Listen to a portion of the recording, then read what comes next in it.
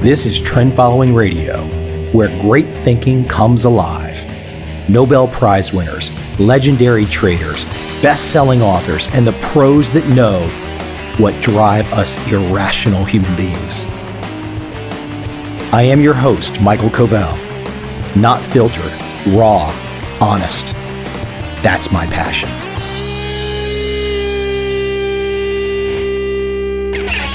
My guest today is Chris Ducker.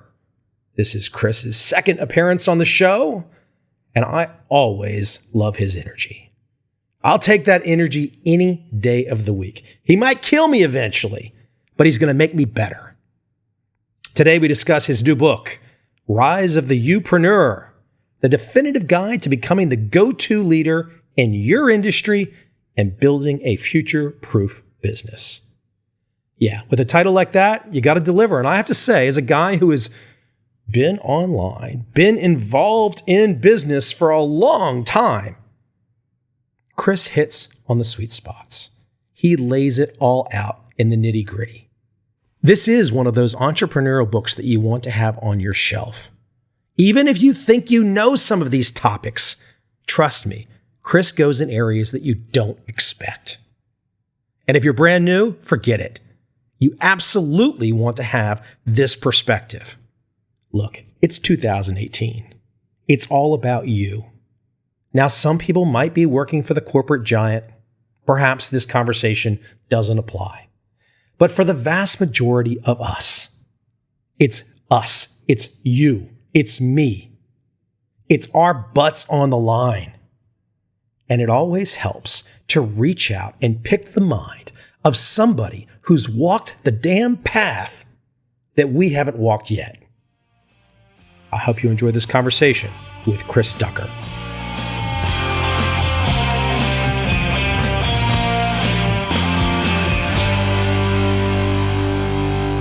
Digging through your work, I can see the influences. And I give you credit for this, because what I think you've really done with your book, and we probably have very similar influences. I can see, okay, this is a guy, at one point in time, it's still probably continuing. Tim Ferriss is influenced and Seth Godin is influenced. But I think what you've really done is you've put together a work for the year of current, for 2018. You've put together a work for people today that are starting today that want to navigate this online world to go the direction of an entrepreneur. And we're going to use your word here in a second. You've really put together a great guide for this, because things have changed over the years. And look, I mean, even as somebody who's been around for a long time, looking at stuff online and working online, making a lot of money online, it's nice sometimes just to get that refresher. To pause and say, oh man, I'm not doing that, or I forgot about that. So I think you really have done an effective job of hitting both audiences, brand new to pro. Seriously. Well, thank you. I appreciate it. And I mean, the way that we put the book together was so that, no matter where you're at in the journey of that kind of personal brand business model, you could jump right in. If you're already in the marketing section, for example, then you skip the first 70 pages. You don't need to read the building section. And if you're already heavily into monetizing your work and your brand and your expertise, and you don't need to worry about building or marketing, you know what I mean? Or at least you don't have to start from scratch. Yes, bit of a refresher for sure. And I mean, you mentioned a couple of great gentlemen there with Tim and with Seth. I still follow both of those fellows quite closely, but I must admit that I honestly don't consume all that much content online anymore. Because you're making too much. Well, that's it. Yeah. I mean, I would prefer to be creating it and serving my own audience. But that doesn't mean that I don't enjoy watching a 30-minute, Tim Ferriss or Gary Vaynerchuk keynote when I get the opportunity, when I'm in the air somewhere or something like that. You hit on a key point. I find myself doing the same thing when you're producing. I'm doing 2 podcasts a week. You reach a point where it's like, hey, gosh, what am I consuming? I'm just kind of living this life of interacting with cool people on the podcast, and that becomes my consumption. And it's tough sometimes to keep consuming other things. Yeah, but then there's also the other, the flip side of that is it's even better, because I don't know about you, but when I started podcasting back in 2010, it was purely for my own selfish devices. I just turn around and say, you know what? I want to learn how to do this stuff. I've been in business a long time, brick and mortar, but this whole podcasting, blogging malarkey, like what the hell is the Twitter? You know what I mean? Like, what do I use this stuff for? You shouldn't say that. You sound like you're 95 years old. What is the Twitter? And you're not 95 years old. You're a with it guy. I'm telling you now that when I started using Twitter, I called it the Twitter for about 3 or 4 months. That's God's honest. And, and everyone was like, look at the URL, man. There's no the in the URL. And I just thought, well, that's just what you have to call it. Don't you call it the Facebook? Isn't it the Twitter? But anyway, but when I first started, I reached out to these guys like, Chris Brogan and, all these guys had like big blogs and followings and everything. And to my amazement, almost all of them came back and said, sure, I'll be on your show that I've never heard of before. And the first year of podcasting, I had just gotten basically all this free consulting that I then published to the world every week. And I learned how to build an online business in the process. Okay, I'm going to get to the most important aspect of your book and dig backwards on that. But you just brought up something with Chris Brogan and asking people to come on your podcast. I would like for you to explain why you, because at one point in time, you're a no-name guy. At one point in time, why were you as a no-name guy able to win those people over? What do you think you had learned along the way so far at that point in time to approach these people that were thought leaders, big names, and to bring them on and bring them into your world? I know, I've met you, I can talk to you, I can feel it, I know the energy, I got my own view about why you're able to do it. Why do you think you were able to do it? I think it was a confidence thing at the very core of it. I've been involved in the sales and marketing business my entire career. I quit college, much to my father's dismay, and, started selling classified ads on the phone when I was 18 years old. And I've always been in the sales game, and I'm still in the sales game. Everybody's selling something to someone, right? And I think, honestly, having that kind of background, particularly in the publishing and the event organization space in the UK, I'm just lucky. I'm a confident guy. And, my whole thing is if you don't ask, you don't get. You've got to ask. If you don't ask, you don't get. Were you never confident? Always confident? No, I think up until probably my mid-teens, I probably was a little subdued, maybe a little introverted. I think once I hit about 15 or so, and I shot up quite a bit, I grew a good amount over the summer. And I remember going back to school, to high school, and I was a basketball player. I'm like the only Brit that you'll probably come across that would rather watch an NBA game over a Premier League game. I was a basketball player, and I've been playing ball since I was 11 years old instead of football and rugby and everything. And so I came back from summer break, and I'd grown a few inches and, kind of put on a little muscle and all the rest of it. And my coach just turned around and said to me, like, what the hell happened to, what have you been eating over the summer? And I think that was kind of the beginning, that kind of 15-year-old kind of age group. Not only that, though, but I've always been a bit of a joker. So, when I look back to my younger years, I remember my mum, kind of pulling me out by the ear and parading me on Christmas Day and go on, do your Prince Charles impression or do your Yoda impression, all that kind of stuff. And I was always up for making people laugh and, helping people have a good time. But in terms of like actually being outspoken, I was relatively quiet up until probably the mid-teens. So the most important, the quintessential issue in today's economy, the relationship economy, trust. Who do you trust? Why would somebody trust Chris Ducker? Why would somebody trust Mike Coveel? Why would somebody trust anyone? And if you can figure that out, and I think your book does do a hell of a job in helping people to figure that out, but if you can figure out how to get your trust across to people, well, then you're gold. Exactly. I talk about it in the book very early on in the book that it really is all about trust. Now, building any kind of business is about trust. The fact is that if people don't trust you, they're very unlikely to do business with you. And for me, particularly building an online brand and then obviously several business models based around that online personal brand, for me, it really has come down to just showing up over and over and over again, and asking the right questions and shutting the hell up and listening to the answers so I can then go away and create great podcast content or great infographics or blogs or webinars or live keynotes to do on stage. And ultimately with the whole thing comes down to becoming somebody's favorite. That's what I want to do. Every time I'm on a show, every time when I'm on this show right now, I want just one of your audience members to turn around and say, Chris Ducker's my new favorite. I'm going to check him out a little bit more. And that's what I want when people see me live on stage, or if they come to one of my events, or they pick up the book, or whatever the case may be. It's all about becoming somebody's favorite. I started this podcast talking only to traders, but of course, my own life, I have customers. I have a website. I do all these things like the Twitter. And, so I want you to start calling it that for at least a 30-day period from now on.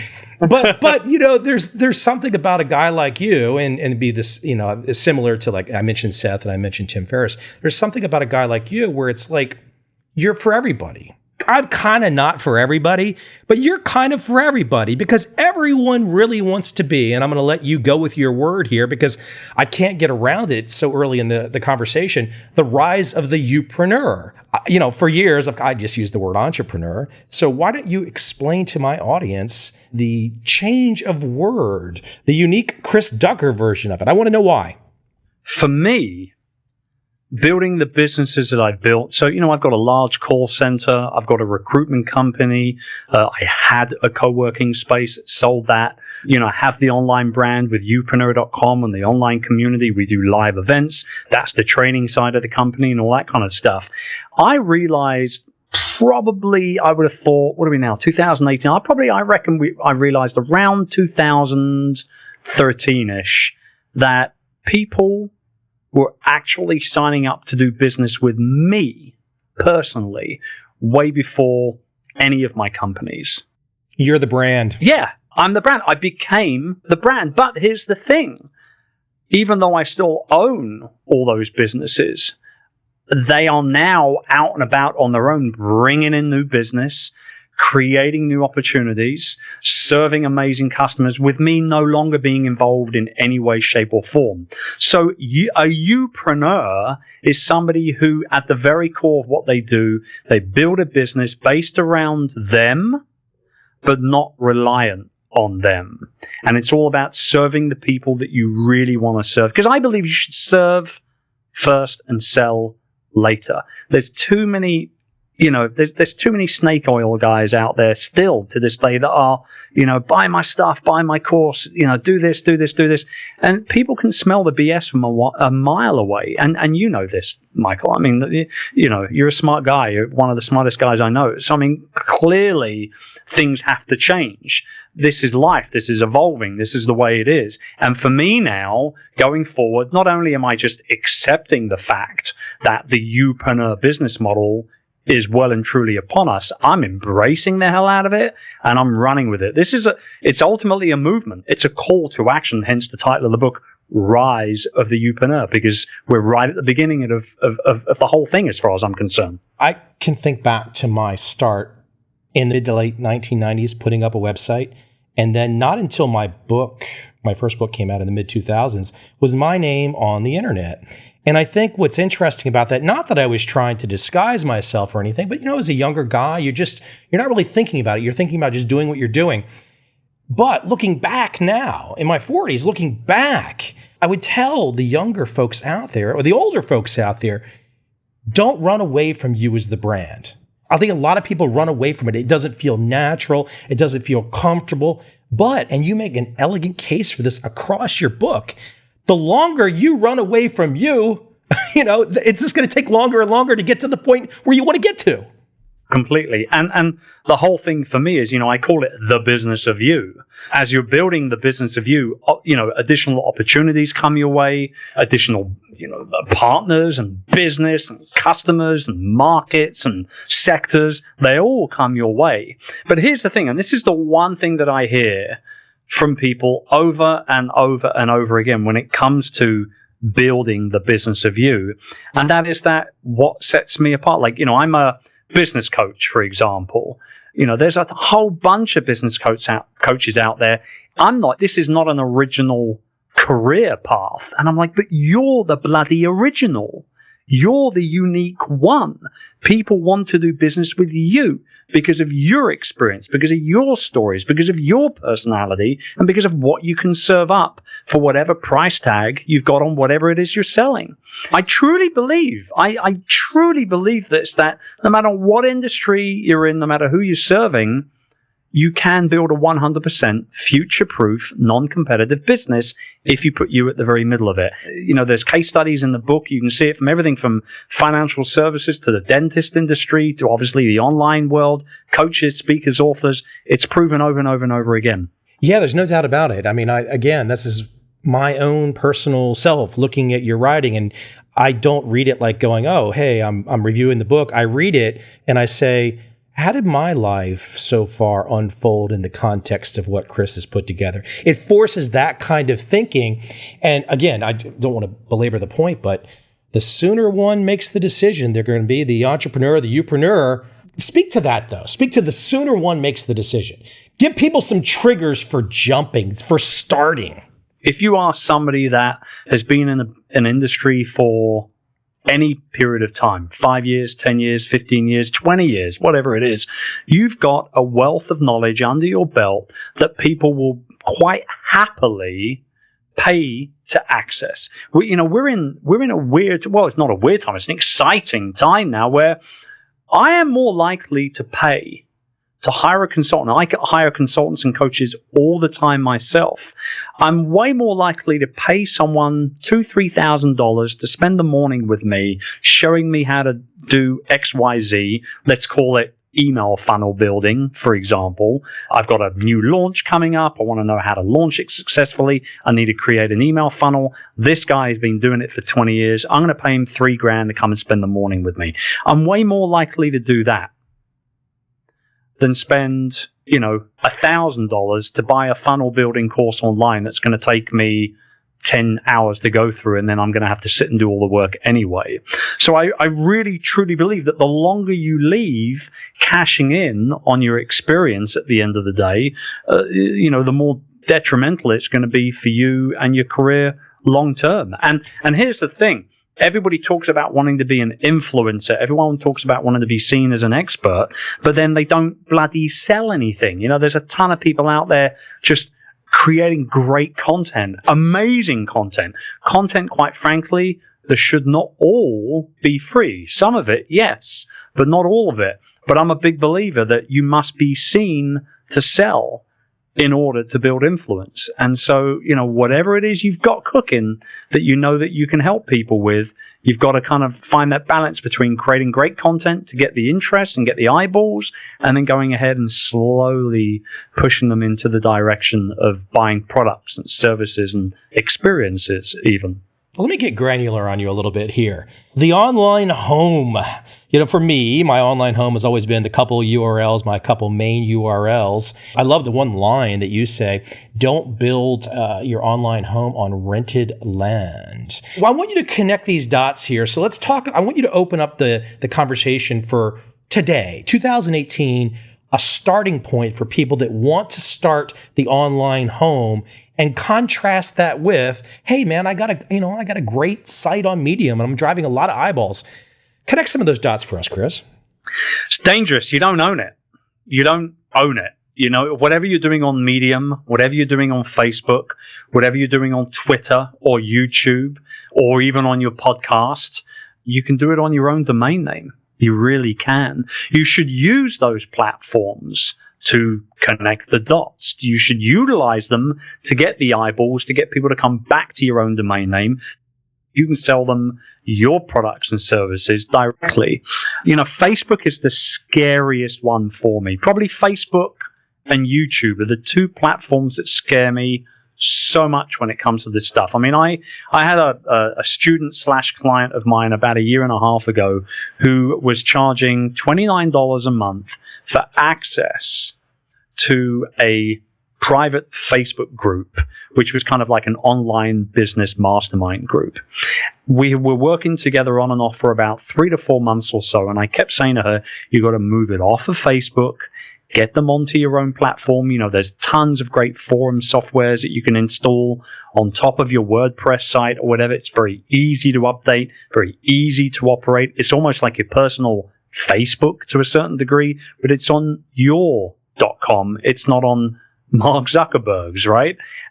She procrastinated and procrastinated and procrastinated. She went from making, I don't know what it was, $20,000, $30,000 a month through this private Facebook group that she was, give her respect. She was in there every day, conversing with people, creating content, videos, and all that stuff, putting it all up in the group. And then what happened? One of her members broke Facebook's terms, and the group got shut down without any notice at all. And what happened with it? All of her income disappeared with it as well. So she could have avoided that if she'd have not built her home on rented land and instead put it onto her own domain name. The same can be said with YouTube. You get all these huge video bloggers that are traveling the world and, shooting videos of this and that and making lots of money on their adverts and everything by posting them onto YouTube. But what happens if one video, and we saw this just recently with this Logan Paul idiot, what happens when one video like that can fundamentally bring down your entire YouTube channel that you've got millions of people consuming your content on, and all of those ads being clicked? People are spending way too much time on other people's platforms. Create your own platform. Own it. Control it. And this is really the one area where I will never lose my micromanagement hat. As you know from our last conversation a few years ago on virtual freedom, I was a horrible, horrible micromanager, and that's what led me to the hospital and burnout, and that's why I did what I did, and I wrote the book and I told the story. Well, the same can be said for something like this, but I'm telling you, I am not burning out my online home by putting it up on Facebook. Let me get you to add some here, because perhaps I'm just not that well read at the moment, but you're one of the few, if not the first person that I've really heard say that explicitly. I'm curious, I'm not asking for names from you, but perhaps you could share the type of conversations you've had, because I can only imagine with your network, your higher level network, you've had these conversations, you've had these debates. What's the pushback? Because you're pretty forceful right there. That's a pretty straightforward, forceful opinion. People are going to remember Ducker said, do not go to rented land. People are going to remember that. So what are some of the other people in your higher level network? What do they think about your view? I think, obviously the majority of people that I know that I care about will respect the opinion. Some of them might not agree with it, but some, all of them will respect it. I also know that there are several people that also all out agree with me on it as well. They might not be as vocal about it as I am, but there are other people that push back completely, and they think I'm a bit of an idiot when I say that sort of type of thing because of pure opportunity and all the rest of it. But here's the thing, I use Facebook, Mike. It's not like I don't like Facebook. I have a Facebook page. I spend thousands of dollars on Facebook ads every month. I'm happy to do it because it helps to build my business. I'm just not going to rely on Facebook for everything and anything when it comes to the day-to-day income for my business. My revenue is very nicely split between a number of different income streams, and that's the way I think everybody should build it. I want to talk about the ripple effect. I still remember putting up a business for the first time online. And one of the things that motivated me so much was a guy who was working out of a garage in Virginia, of all places, in a single family home, working out of a garage, initial business. But when I started to see clients and feedback from these vastly different countries that I had never been from. And it would just start to be, well, gosh, I've got clients in 10 countries and 20 countries and 30 countries and 50 and 60 and 70. Talk about this ripple effect, because there is something that I still don't think after all of these years, a guy like you can talk about it, I could talk about it, but I'm wondering if you've got a different perspective to lure people into the idea that wherever you are on this planet, the moment that you launch good content, the moment that you launch a product, And if you go out there and do a little marketing, you're going to reach people that you never could have reached in prior decades. It is just a wonderful, wonderful communications tool that we all have to do business. You're absolutely right. And I mean, the thing is, everybody wants to be the hero, don't they? Right? Everybody wants to be the person that shared an article with a friend that needed it right there and then, or shared, a TED talk that would inspire a friend's or a contact's or an associate's entire sales department or entire company. Everybody wants to be the bringer of good tidings. And I think that's where that ripple effect at its very core comes from. It comes from you doing what you see. Look, here's the thing. When you start creating online content on a regular basis, you're creating content that you think your target market is going to be interested in consuming. And that's generally where it begins and ends. But further down the line, 4, maybe 6 months down the line, when you've got a whole bunch of people reading or watching or listening to your content, what happens is they start opening up. They start telling you what they're struggling with. They start showing certain or showing their hands a little bit and telling you about their problems and their struggles and things like that. And so now you can go back to the drawing board a little bit, and instead of creating content that you think your people are going to be interested in, you can then start creating content that you know they need. And the moment that happens, it goes from you creating content to them consuming it to then them sharing it. Because if you've helped them, even with a quick win of some variety, as long as you've helped them, they're going to be more likely to share it, which has that kind of viral effect. There's a buzzword for you. That viral effect of, oh, this is something that I read on this guy's blog yesterday. I'm sharing it on Facebook now with my followers. It only takes 1 or 2 people that saw it initially on Facebook and then goes to my website to go ahead and share it on Twitter or maybe Instagram, or maybe they're going to do a YouTube video review, or maybe they're going to read my book and do a review on Amazon and then share it with their friend via email for Christmas gift ideas. It just goes on and on and on. And that ripple effect cannot and should not be taken for granted, which is why consistency is so darn important. Consistency is not only your business's best friend, but it's your website's best friend as well. Because Google obviously love websites that are updated on a regular basis. They're going to push you up the rankings, in the search results, if you're updating on a regular basis compared to if you just update, a few times a year. So, that ripple effect, it excites the hell out of me. I love it because I know every time I hit publish on whatever piece of content, 12 months from now, it's going to be bringing in a ton of visits to my website. And that stuff really excites me. I kind of geek out over it.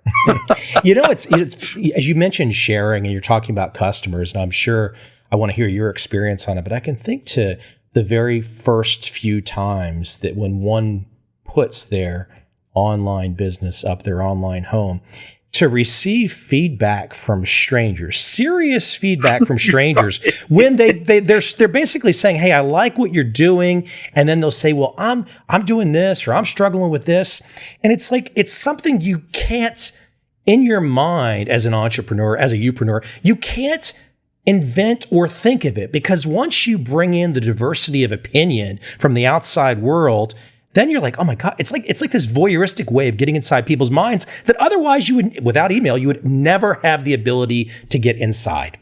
Exactly. And I mean, there's not a day that goes by where I don't get an email or a tweet or a Facebook message or a direct Instagram message or, whatever. There's not a day that goes by where I don't hear from someone somewhere in the world. Do you try to respond to everybody? It's impossible, Mike. That's why I have a team. I get over 200 and something emails a day. And, if I added up all of the social media messages that I get every day, it would be well over 100, probably. Trained my team to be able to manage what they can manage, to be able to push people, into the direction of other content, that I might have created at some point that might answer an additional question that they brought up or whatever. The best kind of content that you can create is the kind of content that promotes other content. You know what I mean? So you want to keep people coming back for more. That's how you become somebody's favorite. But there are, I mean, I reply, I would rather reply to a tweet over any other type of, content out there, because it's very quick. It's easy. It's mobile. I can do it immediately without thinking about it too much. And so, I get back to as many people as I can. But my team does take care of, a good chunk of it nowadays, because there's just so much of it. But I don't take it for granted. I appreciate it in every way, shape, or form. One of my virtual assistants, Michelle, she just collates. She's a collator. That's what she does. Every day she's collating these messages and the buzzwords within the messages. And if we see 3 or 4 buzzwords popping up in a short space of time, let's say, for example, it could be, setting up your YouTube channel or creating your first online course. If we see these coming up from a number of different people in a short space of time, boom, there's the next blog post or there's the next podcast episode, because I know I'm serving people like that. I mean, we do an annual community survey with my entire mailing list, and every year we get a couple of thousand people at least reply to it and tell us what their struggles are. What do they need help with? My God, this is the easiest way to build your business, is to simply just listen to your audience, listen to your customers, and they will tell you what they need help with. Then it's down to you, obviously, to go ahead and solve those problems. And if you do it well enough, you get the opportunity to put a price tag on it and everybody's happy. Let me take you into a type of marketing, a technique. There's a lot of different things we could call it. When I first met you, I believe Bangkok, fall of 2013, I gave this very energized presentation about starting a podcast. So, and you have quite a bit of experience with podcasts. And I was very clear. I was like, hey, everyone should start a podcast. Is that more true today or less true? More. Way more. Yeah, way more. I mean, everybody keeps saying, oh, this is the year of audio. This is the year of video, right? But the fact is that I believe, now I might be paraphrasing a little bit here, so excuse me if I get this a little bit wrong, but I believe that Google said recently that by the year 2020, which is 2 bloody years away from now, that is scary, by the year 2020, something like 90% of all content online that's consumed on a daily basis around the world is going to be video. If you hear those kind of statistics coming from people that ultimately govern the internet to a certain degree, and you ignore them at your own peril. Mike. Yeah, but hold on. But guys like me and you, former male models, this is not a problem. Yes. I mean, seriously. Yeah. I mean, Brad Pitt has a problem. You and I don't have a problem. Come on, man. Right. Well, I mean, that's video, but I mean, audio is blowing up like crazy as well. I mean, all these different kind of radio stations that are syndicating with podcasts. I was sitting on a Cathay Pacific flight from Hong Kong to LA at the end of last year. I'm sitting in there and I'm going through, the entertainment system, and there's the audio channels. And, it's like you've already done the 2 films out of 100 that you want to see. You've got another 6 hours left on your flight. What do you do? Okay, I'll go to the music. I'll see what's going on there. And for the first time, and apparently it's been there for a couple of years, but I'd never seen it. It was you. No, it wasn't. But what they did have in there were podcasts. And I think there was like an NPR in there and a few other bits and pieces as well. There were some TED Talks in there. So clearly this is starting to go into that more mainstream area. You've got, Apple in certain cars now. You've got Stitcher Radio going into cars and all this other sort of stuff. Like, podcasts overall are being consumed in places by people in environments that they weren't being consumed in 12 months ago, 36 months ago, 48 months ago, and it's only going to continue to develop and get more and more mainstream. I mean, I think podcasting is going to be bigger than almost all social media, perhaps except for Facebook, in the next 3 to 5 years, because I think it just lends such a huge opportunity for content creators as well as consumers to come together in a very unique, very, very personal way. Building off some of these words, you're saying unique, personal, getting back to your key word, Youpreneur, talking about podcasts. I've done this for a long time too, and I I don't think that I think about it anymore. When I'm talking, I just go. But I think you're going to relate to this too.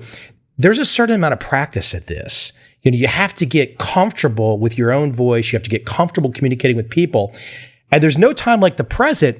But I guess where I'm ultimately leading with that question is quite a few podcasts out there. Maybe people have got some audiences. You would know some of these shows. You'll hear some of these hosts, and they're just going down the list of questions. They've got a big audience. They're just, look, you're the kind of guy my audience knows. You're not the kind of guy that's going to sit there and read 15 questions in a monotone. But I think it gets back to your whole point here, which is the storytelling, the brand building, the you. If somebody is authentic enough to go on a podcast and be themselves, you and I can't explain to them exactly what that's going to feel like and exactly what's going to happen, but it's freaking awesome. It is. It's incredibly awesome. But it also comes with a hell of a lot of responsibility as well. And I think that's something that a lot of people don't talk about, but I harp on about it quite a bit. I mean, when you are blessed to have a following on a podcast or a YouTube channel or a blog or whatever, understand this, that anything you say or do or share to help your audience in any way, shape, or form will ultimately build their own perception of you. That is your brand right there. And that's a good thing, but it's sometimes, unfortunately, a bad thing. And I mean, like, your brand at the very core of what it means, your brand is your reputation, and your reputation is what people say about you when you're not around. When you're not at the coffee meeting, or when you're not at the dinner party or the conference or the training session. That's your brand. That's your reputation. So ask yourself the question, what do I want people to say about me when I'm not around? That's your brand. Yeah, I jotted that line down. You just stole my thunder a little bit. That's a great one, though. Seriously, what do people? No, but do you like it? I'm accusing you of stealing the thunder from your own work, from my own book. Yeah. No one else will accuse you of that on the podcast. I can guarantee you, Mr. Ducker, no one else will be that insane to accuse you of that. I'm very humbled that you've actually made some notes. This is great. Hey, listen, let's talk about expertise for a moment. I think this is when we're diving into a conversation like this. And look, in an hour, we're only going to cover so much of the territory in your book. But expertise. I mean, ultimately, if we start to get down to the nitty gritty, I mean, people want to come to you and they want to consume your content. They want to hire you. They want to buy your products and services because they believe that you have an expertise. You've either demonstrated it or they believe it. There's just a lot of different factors, but people believe you're an expert. Talk about expertise and how to get there. I mean, look, of course, there's the academics, there's the reading, there's all the hard work too. But what's your view on expertise? Well, my view on expertise is that anyone can be an expert at anything. The perfect example is right now, I purchased, a grade 2 listed property back in Cambridge. It's a 350-year-old property. It needs a certain amount of work done on it before it's Ducker family ready. What am I going to do? Am I going to do that? Am I going to put together all the plans and work with, an electrician and then kind of get down on my knees and plug everything in and lay floorboards and work out where I'm going to put what sofa? No, I'm not going to do any of that. I'm going to hire an architect because he knows what he's doing. I'm going to hire an electrician. I'm going to hire an interior designer. I'm going to do all these things to make sure that I just walk in and bask in the glory of all their experience and expertise. And that, for me, you hear this number of 10,000 hours, right? That's how many hours you've got to put in. You put in your 10,000 hours, you'll be an expert. BS. Total rubbish. If you've done something for 2,000 hours longer than I have, you're more of an expert than me. And if you can help me solve a problem, I'm happy to pay you for it. Now, that might be as a coach, it might be as a consultant, it might be as a speaker at my event. It doesn't really matter. It could be as a guest on my podcast. And I mean, understand that whenever you're introduced to a new audience like that, you could potentially be getting introduced to new subscribers and new customers and everything that goes along with that. So I think that, there's a couple of ways to be able to kind of put yourself into that expert mode. And yes, you've got to get, a little bit of, a little bit of press and some mentions and some links to you and all this kind of stuff. But ultimately it comes down to you turning around and saying, right, I'm going to be the guy. I've got X amount of years, X amount of hours under my belt when it comes to building virtual teams. Now, there's probably other people out there. I mean, Jason Fried, you've had on the show before. He's been running and building remote teams longer than I have, and he's written a couple of great books about it. But he didn't write the book that showed you how to work with virtual staff specifically, how to hire them, train them, manage them, motivate them, do all those things. I did that, and I only had 4 years of experience doing it under my belt. But as a direct result, I've helped tens of thousands of people who have picked up that book. Email. One of the things that I love about email as a business owner online is that there's always been for back to the day, that email is such the fantastic way to not only connect with your customers, it's like literally when emails go out, business comes in. I'm being very kind of like general about that statement. There are some people out there that have refined that to scientific levels that I can only wish that I was operating in. But speak to right now email for the audience, for those people out there running online businesses, for those people that might want to. What is the state of email and sending emails out today? What's your perspective? I think a lot of people are starting to take their eyes off email because of things like Facebook ads or paid advertising, period, or because of, these bots that are out there now. And I think that's a bad move. I really do. I mean, one of the first things that almost every person on the planet that has an email address does every day is check the bloody email address, right? Unless you're Dwayne "The Rock" Johnson and you're living on Instagram or something, that's going to be what you check first and foremost. And I still feel that it's one of the most personal. I mean, when you give up your email address to someone for whatever opt-in, let's face it, bribe, right? Some people call it an opt-in magnet, but I mean, whatever it was that you offered for free for them to relinquish their email, the most personal mode of communication that they've got, whatever it was worthwhile because now you've got their email address and you can market to them directly, you can serve them directly. And I think that people are taking their eyes off email, and I think it's a bad idea. I think they should carry on growing their email lists. I think they should carry on pruning and kind of culling those email lists, bit of a harsh word, but I mean, the fact is that you'll get a whole bunch of people opting in for those magnets and those bribes, just for those magnets and those bribes.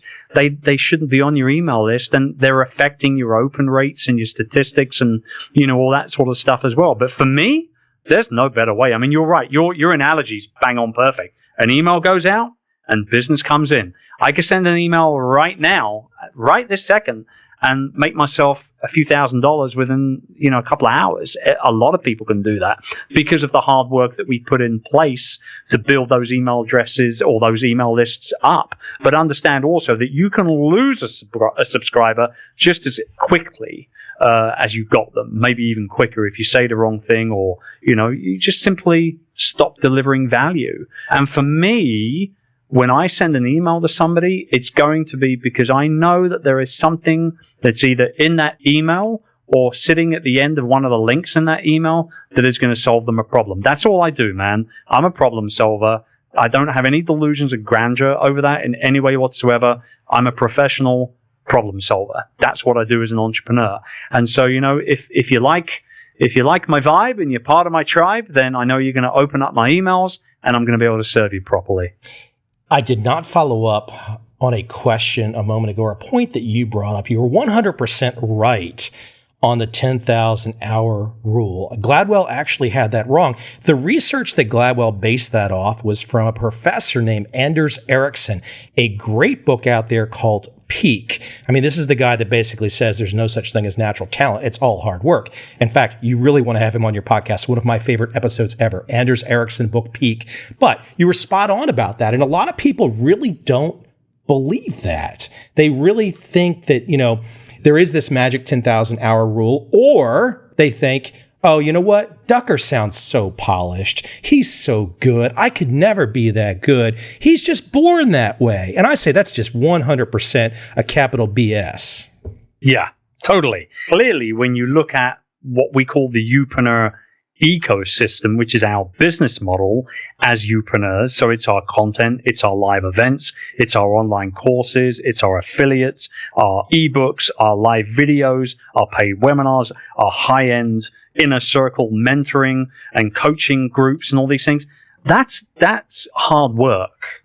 That's exactly what that is. You don't get to build out an ecosystem like that by just being talented. You get to build out an ecosystem like that with all these different streams of income to protect yourself in the future, to ultimately make yourself future-proof as the business owner by working your ass off, plain simple, by listening to what people's needs and requirements and desires are, and then obviously serving up whatever it is in terms of the solutions to all those. I think the entrepreneurs out there, the Youpreneurs out there, one thing I might say might be a good exercise after listening to this conversation, get the transcript and look at how you put together your thoughts, because you are constantly explaining how things work, but then you're also showing how your business connects to things.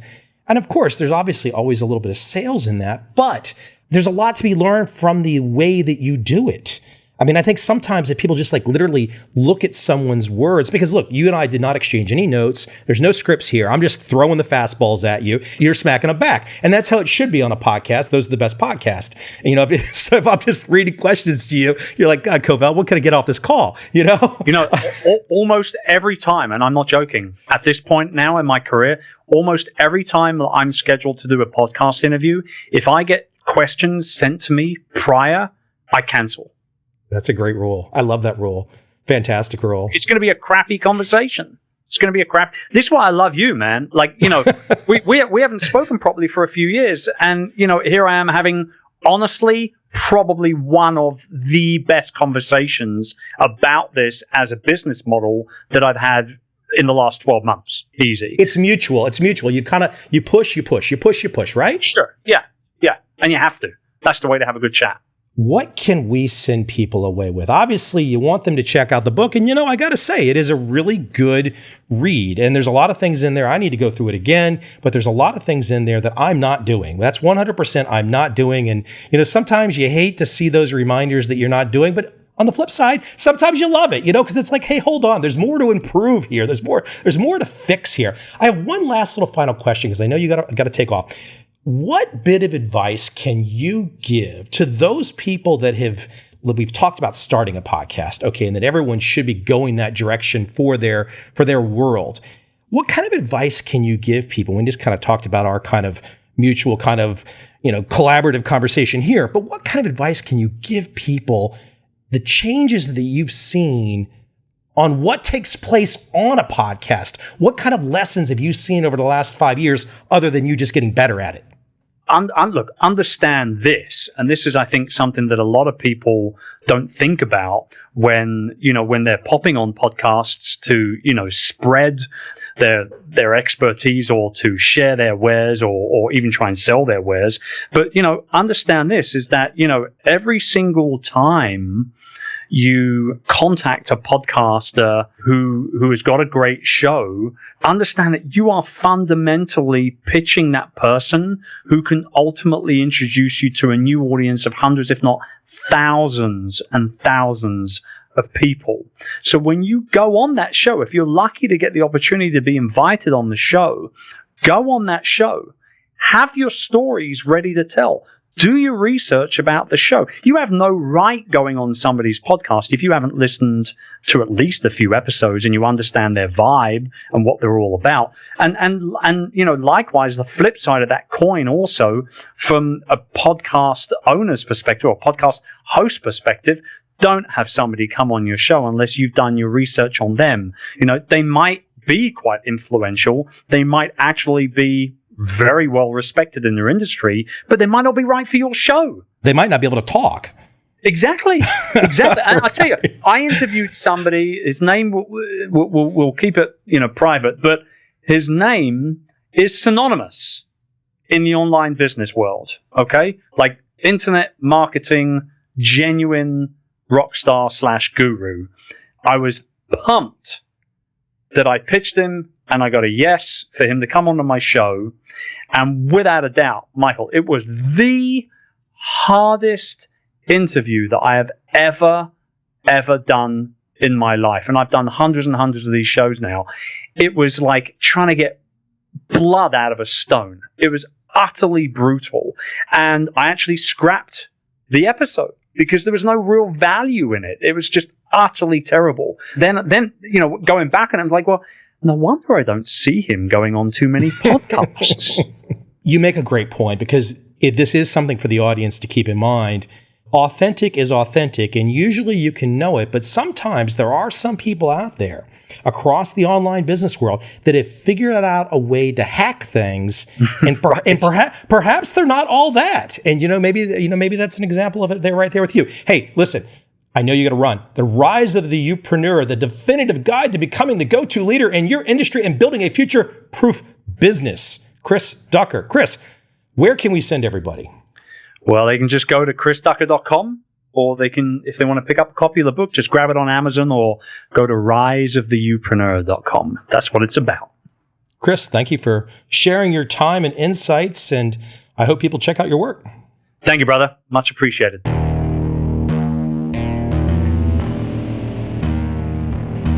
I see a time when those awake will understand how to make money in up, down, and surprise markets.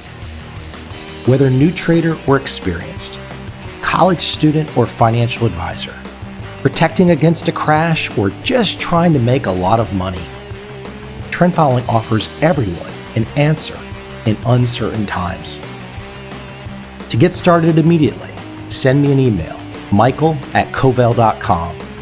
I will send you the right trend following steps to take along with my free video. But if you want to buy and hold, trust the government and trust Wall Street, this is absolutely not for you.